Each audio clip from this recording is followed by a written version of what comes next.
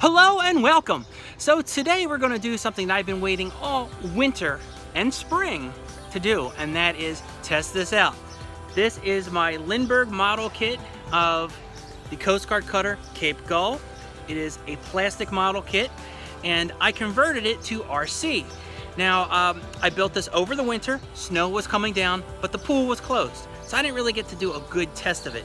Now, I did do a bathtub test and a bathroom sink test just to see if it would float, was buoyant, balanced, and would basically operate. But that's not a good sea trial. So today is that day. We'll do the maiden voyage, the sea trials, you name it. We're gonna check this out. But first, before I do that, if you haven't seen the first part of this video, I do have a video out there which is a photo montage and a little bit of video about how I built this ship, how I did some of the detailing and the electronics. So if you are curious about the build, I have that in a separate video that I've already released. So this is actually part 2, the sea trials, the maiden voyage. So it's June, it's warm, the pool is clean, let's check it out. Okay, so before we go out for our maiden voyage, I thought I'd just give you a quick tour of the model, just in case you didn't see the first video. So, just to be brief, plastic model kit made by Lindberg Models. I picked it up at Ollie's Bargain Outlet for $19.99. Now, if you were to buy this kit, say like at an online retailer or maybe a hobby shop, it's probably going to cost more. So I got a good deal at $19.99. Now, all of the electronics, nothing came with this kit. So I went to AliExpress and I paid $27.99. I think that's what it costs. And that was with shipping. I mean, it wasn't included, so it was a great deal. And I got all these components here. So I have my battery pack, which runs on 4 AA's. There's our receiver, and then you can see back there, we have our motors, and we have our on-off switch. So that all came in the kit, as well as the shafts and the propellers. So it was a pretty good deal for the price. Now, it's not like the best hobby grade stuff, but it'll function in the pool, and that's pretty much all I wanted it for. So when it's all said and done, this whole kit probably costs somewhere in the range, you know, when you add like paint and glue and so forth that I use, maybe between $60 to $80. So it's a cheap build, and it turned out to be a sharp looking RC kit. Now, as far as the cosmetics are concerned, it is fairly accurate to the kit and to the real thing. These are older Coast Guard cutters, I think from maybe the 1960s. So, you know, it is fairly accurate looking at historical photos and the model kit directions, but it's not 100% accurate. I did make a few mistakes here and there, but it still looks pretty good.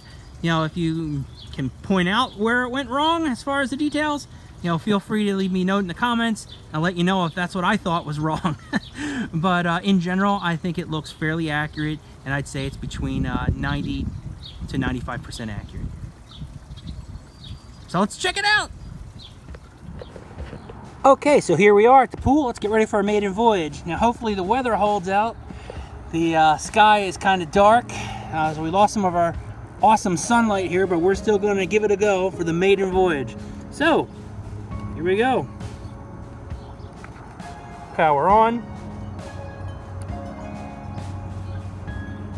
And motor check here.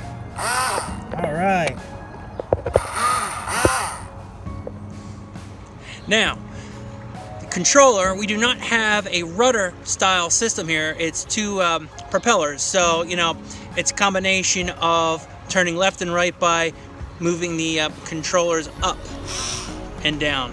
So forward and reverse is up and down, and then of course, depending on which one you push, the left or the right one, you'll go starboard or port, depending. But there is no rudder, so let's see how it works.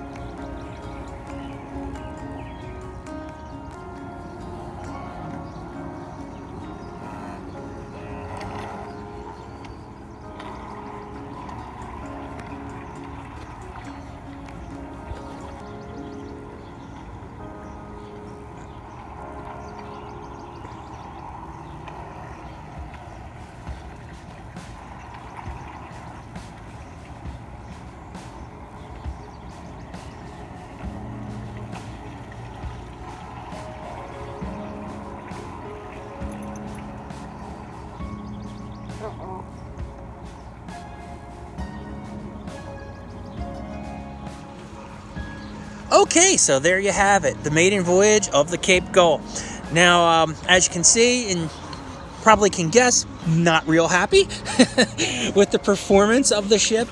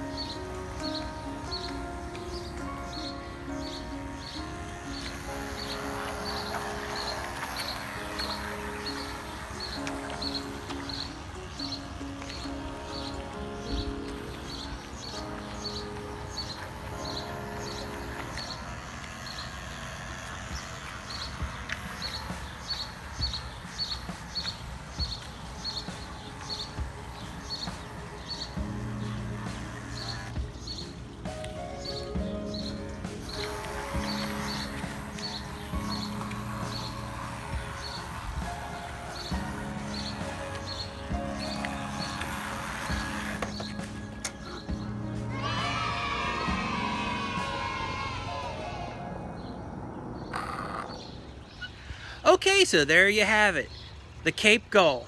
You saw the maiden voyage, you saw the sea trials. So, what do you think? My first impressions were not good. On day one, the water was very choppy and there was a lot of waves. And I learned a couple of things on this build. One, the ballast stones are too heavy. That is not allowing the boat to go over the waves, it's going into them. So if the water is choppy, the waves will consume the deck and this boat will quickly capsize. Mostly when you go in reverse, the water goes over the stern, but it can also happen with the bow. So I learned that. So note to self, and if you're interested in putting ballast in ships, don't overdo it like I did on this one. This boat is just too heavy. Now I can fix that, and maybe I will, and then this will work even better. But that was number one. Number two, the motors just aren't that powerful. Now the ballast stones don't help because it's a lot of weight to push with these little propellers. But it is just not very powerful. Steering is difficult. Again, I am one that really likes rudders, as you've seen from probably my other videos, and this does not have a rudder system, so it makes steering kind of difficult. This boat did not perform well with any kind of current, so when the pool filter was on, it did not steer very well. It was very hard to get a full radius in the pool, a full circle. But with the pool filter off, I could. Now what I learned about day two is that when the water is like a sheet of glass, there is no current, which means the pool filter is off, and there's no one swimming in it, which means I have no waves. This boat actually performs the way I had expected it to. It performs a lot better. So day two, much better results, much happier, and not so disappointed as I was on day one. So, overall, I'm okay with this build. Love the way it looks. Not entirely happy with how it performs, but if you use it in the right conditions, the way I build it, it works just fine. But I want it to work in every condition. So for me, it's disappointing. But again, in the right conditions, as I explained, this will work just fine. So I will be using this again, but maybe not as much as I would like, because I usually have people swimming in the pool, and that's just going to create too much waves for this guy. So you're going to see the shelf Cape Gull, more than most likely. So anyway, thanks for watching. I will see you soon with the next video, so stay tuned. Bye-bye.